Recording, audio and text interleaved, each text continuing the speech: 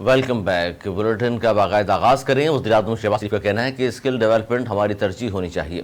وزیراعظم شہباز شریف نے اسلام آباد میں نیشنل یونیورسٹی آف ٹیکنالوجی کے مرکزی کیمپس کے سنگ بنیاد رکھنے کی تقریب سے خطاب کرتے ہوئے کہا، گزشتہ ادوار میں 4,50,000 طلباء کو میرٹ پر وظائف دیے۔ نوجوانوں کو ہنرمند بنانا وقت کا تقاضا اور کامیابی کی کنجی ہے۔ ملک کی ترقی کے لیے فنی تعلیم کا فروغ ضروری ہے۔ تعلیم کسی ایک طبقے کا نہیں، سب کا حق ہے۔ شہباز شریف نے مزید کہا کہ اگر ہنرمند لوگوں کو بیرون ملک بھیجیں گے تو پاکستان کا تجارتی خسارہ کم ہو جائے گا۔ اسکل ڈیولپمنٹ ہماری ترجیح ہونا چاہیے۔ نوجوان نسل کرپشن کو فوری طور پر ختم کر کے ملک کو آگے لے جانے کی صلاحیت رکھتی ہے۔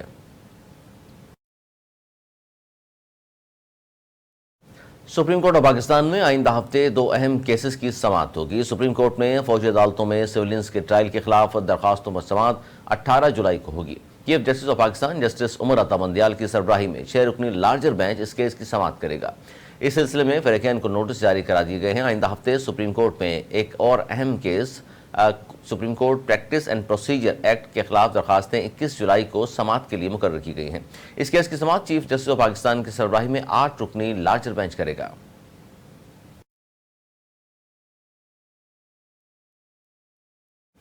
وزیراعظم شہباز شریف نے قوم سے خطاب میں اگست 2023 میں معاملات نگران حکومت کے حوالے کرنے کا اعلان کر دیا۔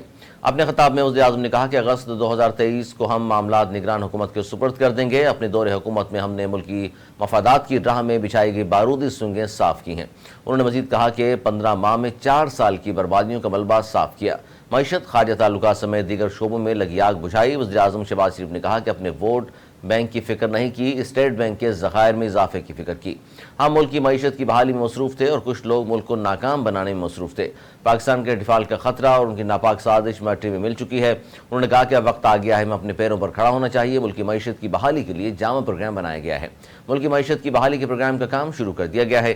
وطن دشمن کے سازشوں کے باوجود ہم نے ہمت نہیں ہاری۔ وزیراعظم نے کہا کہ اب ہمارے سامنے ایک ہی راستہ ہے کہ کشکول توڑ دیں، مقروض ہونا چھوڑ دیں۔ پوری قوم یکسو ہے کہ قرض کی زندگی نامنظور۔ ہم مقروض رہنا چھوڑ دیں، محتاجی کی زنجیریں توڑ دیں۔ 9 مئی جیسا یوم سیاہ قوم کی زندگی میں دوبارہ نہ آئے۔ اب قرض کی زندگی نامنظور ہے۔ آئیں نفرتیں مٹائیں، محبتیں تقسیم کریں، ایک قوم ہو جائیں۔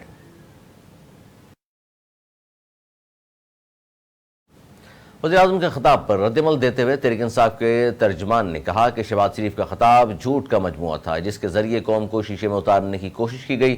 پاکستان کو IMF سے ڈیل تحریک انصاف کی تائید و حمایت کے بعد ہی میسر ہو سکی۔ تحریک انصاف کے ترجمان نے کہا کہ کٹ پتلی وزیراعظم کا خطاب جھوٹ، مکر اور فریب کا مجموعہ تھا، جس کے ذریعے مجرمانہ کارکردگی پر پردہ پوشی کی کوشش کی گئی۔ انہوں نے کہا کہ تقریر نویسوں کی لفاظی سے، جادو جگانے اور بے معنی گفتگو سے قوم شیشے میں نہ پہلے اتری نہ اب اترے گی، کیونکہ شہباز شریف کی پوری سیاست روز روشن کی طرح قوم کے سامنے ہے۔ PTI ترجمان نے کہا کہ زرداری کو لاڑکانہ لاہور پشاور کی گلیوں میں گھسیٹنے والے اور شہباز شریف ملک کو شبانہ روز ترقی کی دلدل میں اتارنے والے شہباز شریف سے ہرگز مختلف نہیں۔ زرداری کا پیٹ پھاڑ کر قوم کی لوٹی گئی دولت واپس لانے والا شہباز شریف IMF کی دہلیز پر سجدہ ریز ہے۔ وزیراعظم کے معاون خصوصی اون چودھری مستعفی ہو گئے۔ ذرائع کے مطابق معاون خصوصی نعمان لنگڑیال نے بھی استعفیٰ دے دیا۔ اس حوالے سے ذرائع نے بتایا کہ استحکام پاکستان پارٹی کے صدر نے اون چودھری اور نعمان لنگڑیال کو مستعفی ہونے کی ہدایت کی تھی۔ ذرائع کے مطابق اون چودھری نے استحکام پاکستان میں شمولیت کی وجہ سے استعفیٰ دیا۔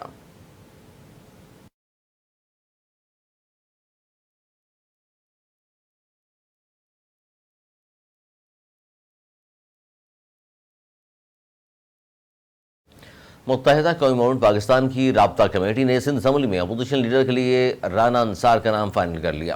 MQM نے علی خورشیدی کو سندھ اسمبلی میں پارلیمانی لیڈر نامزد کر دیا۔ MQM پاکستان کے اراکین سندھ اسمبلی جلد ہی اپوزیشن لیڈر کی تبدیلی کے لیے اسمبلی سیکریٹریٹ میں درخواست جمع کروائیں گے۔ پاکستان تحریک انصاف کے opposition leader Haleem Adil Sheikh assembly اجلاس سے کئی روز سے غیر حاضر ہیں۔ ترجمان MQM پاکستان کے مطابق ڈاکٹر خالد مقبول صدیقی کی صدارت میں بہادرآباد مرکز پر رابطہ کمیٹی کا اجلاس ہوا، جس میں سندھ اسمبلی میں اپوزیشن لیڈر کے نام پر حتمی مشاورت کی گئی۔ ترجمان کے مطابق سندھ اسمبلی میں MQM پاکستان کی پارلیمانی لیڈر رانا انصار کو اپوزیشن لیڈر کے لیے نامزد کر دیا گیا، جبکہ ڈپٹی پارلیمانی لیڈر علی خورشیدی کو سندھ اسمبلی میں MQM کا پارلیمانی لیڈر نامزد کر دیا گیا ہے۔ اجلاس میں رابطہ کمیٹی نے اپوزیشن لیڈر کے نام کو کثرت رائے سے منظور کر لیا۔ رانا انصار MQM پاکستان کی جانب سے پہلی خاتون اپوزیشن لیڈر نامزد ہوئی ہیں۔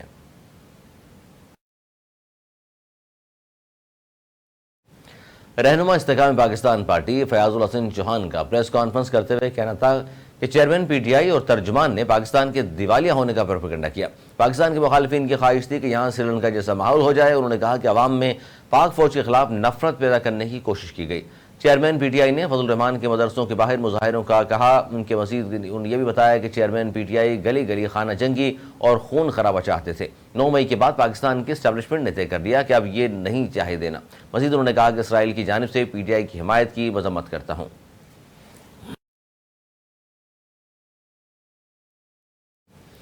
امریکہ کے صدر سرکاری رہائش گاہ دفتر وائٹ ہاؤس سے کوکین ملنے کی تحقیقات ختم کر دی گئیں۔ امریکی خفیہ ادارے سیکرٹ سروس کا کہنا ہے کہ فنگر پرنٹ، ڈی این اے اور ویڈیو فوٹیج کے باوجود وائٹ ہاؤس میں کوکین چھوڑنے والے شخص کی نشاندہی نہیں ہو سکی ہے۔ اس سے قبل رواں ماہ وائٹ ہاؤس کی ترجمان کیرین جین پیئر نے میڈیا سے گفتگو کرتے ہوئے کہا تھا، ہم ہر ایکشن لیں گے جو کہ مناسب اور قابل ضمانت ہو۔ سیکرٹ سروس اس معاملے کی تحقیقات کر رہی ہے۔ رواں ماہ کے آغاز میں وائٹ ہاؤس کے ایگزیکٹو ایونیو کے داخلی ہال سے کوکین برآمد کی گئی تھی۔ پاکستان کے سابق ٹیسٹ کپتان مصباح الحق نے کہا کہ اگر پاکستان عالمی کپ کے لیے بھارت گیا تو وہاں کی کنڈیشنز قومی ٹیم کے لیے فائدہ مند ثابت ہوں گی۔ مصباح الحق نے میڈیا سے گفتگو کرتے ہوئے کہا کہ کھیل اور سیاست کو الگ رکھنا چاہیے، لیکن بدقسمتی سے پاکستان اور بھارت کے درمیان یہ دونوں چیزیں اکٹھی جاتی ہیں۔ یہ بات دونوں ممالک اور ان کے شائقین کے لیے مناسب نہیں۔ مصباح الحق نے کہا کہ یہ بات درست ہے کہ بھارت میں تماشائیوں کا دباؤ بہت ہوتا ہے، لیکن اس سے موٹیویشن پیدا ہو جاتی ہے۔ ایسے کراؤڈ میں کھلاڑی اچھی کارکردگی دکھانا چاہتے ہیں۔ انہوں نے کہا کہ میرا ذاتی خیال یہ ہے کہ پاکستان کرکٹ ٹیم بھارت جا کر وہاں پر اچھی کارکردگی دکھانے کی بھرپور صلاحیت رکھتی ہے۔ پاکستان کو اپنی ٹیم کا انتخاب حریف ٹیموں کو مد نظر رکھ کر کرنا ہوگا، اس بنیاد پر میچ کا نتیجہ سامنے آئے۔